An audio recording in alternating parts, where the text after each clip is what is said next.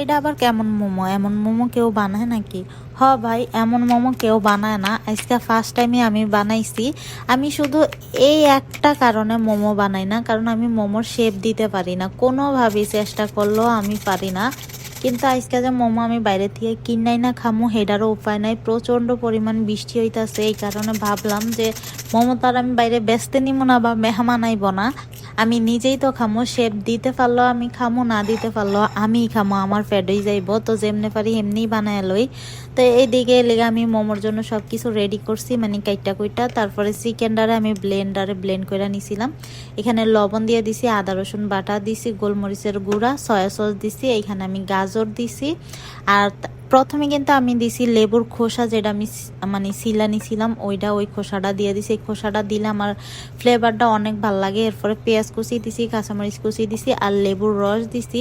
লেবুর রসটা দেওয়ার একটা কারণ হচ্ছে টক টক খাইতে আমার অনেক বেশি ভাল লাগে।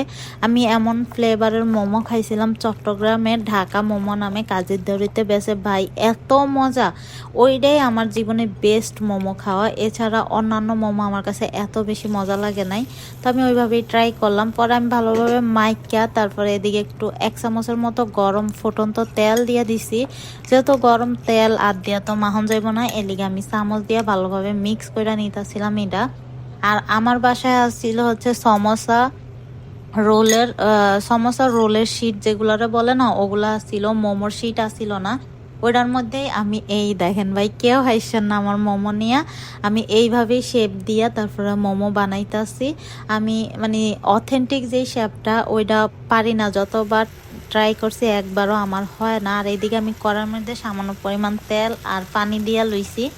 এটা 10-15 মিনিট ঢাইকা সিদ্ধ করলেই ভাই হয়ে যাইবার। এটা অনেক সুন্দর হয়েছে, শুধু শেপটাই সুন্দর হয় না আর কি। আর আজকে তো আমার বাসায় মেহমান আইব না, আমি নিজেই খামো। শেপ দিলেও আমার পেটে যাইব, না দিলেও আমার পেটে যাইব।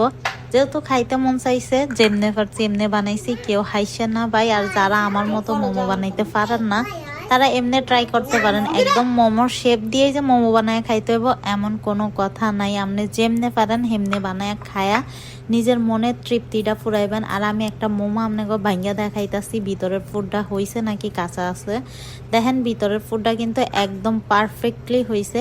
আর আমি এখানে গ্রিন সস দিয়ে খাইতাছি, এটা দিয়ে খাইতে অনেক মজা লাগতেছিল।